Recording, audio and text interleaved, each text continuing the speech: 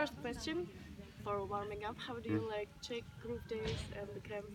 It's really nice. I haven't been so many other places in the country, but for the event, it's really fun. It's nice people, and people are open and willing and to take risks. I understand that I might be asking some people to do things that they're not used to doing, but it seems like people are open and they know that I'm not such a hard police. That it's okay, that it's like tough love, and I like it. It's optimistic. Cool, Yeah. cool. So I have a few questions about your dancing. Do you have these days some aims in your dancing? Like where are you going now with your dancing? What do you want to reach? Yeah, I do. So where I'm at now is I want to really have fun. So there was a time in my life when I practiced obsessively on technique, and I understand it's a very important part, but I want to have fun, you know. And sometimes you can have fun doing something very simple, and you don't, you know. I'm trying to make it be a little bit more personal for myself, and some of the things that I used to do that I didn't really figure out, now I have to like figure out exactly what I was doing, so I can also share it to pass it to the student. So it's strange because one of my goals is to be very open and to be free with my movements, but then I go about it doing very technical, very obsessive, very structured training exercises to get to this free place. And it's a bit of a contradiction, but my theory is if I work hard enough on these difficult things, that it'll become second nature and that I don't have to think so much about it. So that's my approach, and I'm always working on this. So there's a lot of things that I do that are similar from the way I started, but there's a lot of things that I've picked up and have been influenced by people along the way. So I'm constantly, like very carefully, like looking at people and being quick to check myself to not be so decisive on what is right and wrong, but to be a little bit open-minded because I'm learning a lot of variations in these so-called wrongs, you know. So that's what I'm working on. So you've been talking about the people who has some influence on you. Yeah. If you can name like three. Oh yeah, sure. The main. Let me see. There's been so many more than three, but I'll go through the ages. Okay, let me see. Early on, even though it wasn't like one of the first people I saw, but just the fact that this person was going very big. I'll say two for my first one. I really enjoyed Jazzy, and I really enjoyed Pop and Pete, and I still do. I shouldn't say in past tense. I really enjoy EB popping, but I myself come from the Bay Area, and I don't pop like that. But it inspires me because they're excellent, and it also inspires me to be excellent in what I do, even though I do something completely different. Let me see. A few decades up ahead, I'd say tie-dyes. And it's interesting for me because I noticed that tie-dyes uses a lot of bopping techniques, which are very home to LA. And I think it's interesting that the majority of crumpers pop harder than the poppers these days. And so it lights a fire under my ass. It makes me have to not be so cool and groovy and chill, but this is an exciting dance. And if I want to look exciting, then I have to be able to regulate my energy to turn it up or down accordingly. So that power and freedom of expression is what has been a very big influence for me. And I'll say one is gucham. And at first, since I was so into dancing very, very big, that at first I didn't appreciate his style because it was very internal and very small. And so I overlooked it until one day in Stockholm, he happened to be in town. He's a very gracious person. And he was dancing. And his timing and musicality impressed me so much that I realized that, okay, that there's another dynamic that you can focus on. There can be big things and there can be small things, and they could work side by side. And it really impressed me. So this is like decades between these people, and also influences from countries other than my own. I'm an American, but I live in Stockholm since 1985. I moved there when I was 20. So I'm really influenced by excellence. And I could go on and on naming names, but I won't for sake of time. But just to give you an example of how wide-ranging. Cool. Thank you. Other question: Do you think you have any habits, bad habits in your dance, which you want to reduce a bit? Yeah. Well, the interesting thing is, I'm trying to figure out if it really is bad. So there's some things that I used to do that really annoyed me.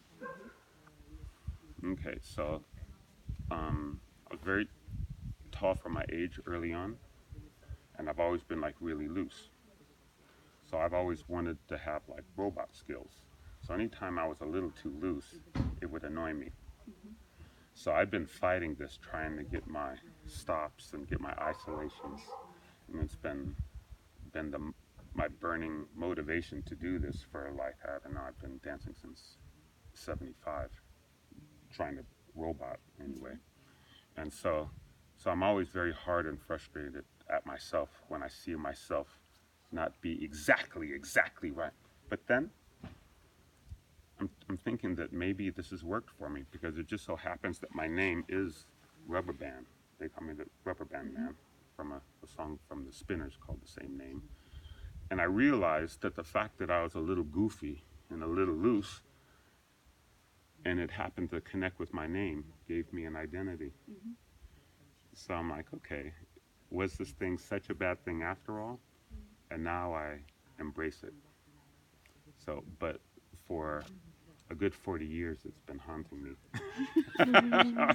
I'm not so mad at it anymore. Wow. So yeah. Okay, cool. When I'm talking to the people and I'm like, I will do an interview with some dancers. They were like, oh, you can ask them like how dancers should teach the classes, or like what are the steps, how to teach a classes or how to teach a student.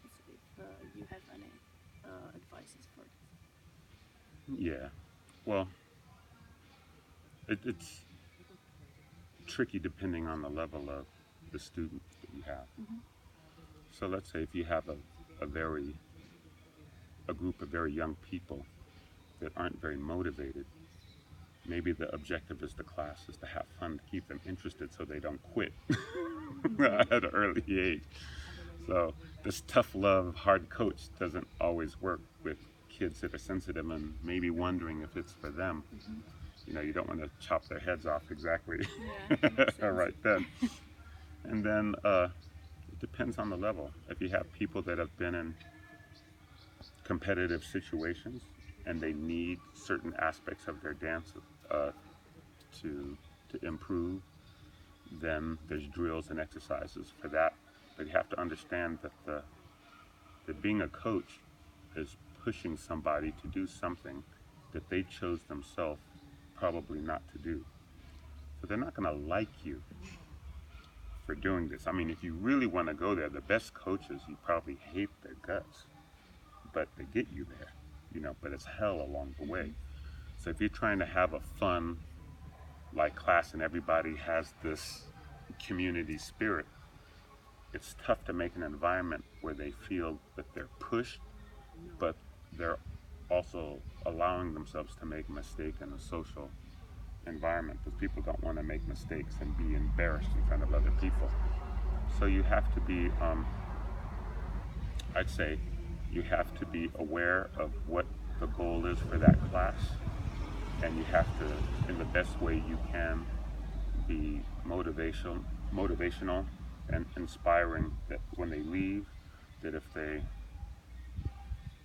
have about 20%, remember 20% of your class, that could be something that would empower them. So it's a tricky thing, you know, because some people like to just remember the steps, but remembering the steps isn't actually being able to, you know what I mean, to do them or to have a style with them and to find yourself. So if the goal is to recite poetry and you give the students the poetry and you tell them to recite it, then okay, you can do that. You can show people moves and choreography. But if the goal is to teach people to be poets, at some point they're gonna have to stop reading your poetry and you're gonna have to give them the tools to. So this is like very, very different objectives and strategies to get to this place. So, yeah. Cool. Okay, and the last question: is there any goal, like a technique or a step or some other kind of dance style which you are learning now? Well, yeah, I'm practicing a bunch of different movements. Okay, people know me as being like a popper or a waver, but I incorporate so many other things that I get from everything I've seen, from Afro-Haitian dancing. I lived in Hawaii for a group. I use a lot of things that I've seen from hula, you know, from Polynesian dancing. I've seen things that I use from rhythmic gymnastics. I take anything from everywhere, from a lot of martial arts stances and positions, understanding. I take everything, and I have my whole entire career. So I would advise people to do that. And an interesting thing is that in watching some contests that aren't labeled popping or waving, like there's some international hip hop events. I won't call them out because it's not a bad thing or anything. But on the international level, in some hip hop contests, you see people doing about 80% popping techniques, but they don't call it popping. So for me, it's very interesting to think about why that is so. And I think one of the reasons it is so is because people want to dance to music that isn't considered popping music. And what is popping music? Well, the definition of popping music has changed. And some people's opinion on what you should be able to do popping has limited some people's freedom of dance. So from a dance that was the spirit of there are no rules, to all these close to 40 years later, somebody trying to learn the rules of the dance that had no rules is a very interesting thing. So I know this wasn't exactly the answer on topic of your question, but I chose my moment. Okay, that's fine. Okay, that's it. Thank you very much. You're Thank you very welcome. much. Cool.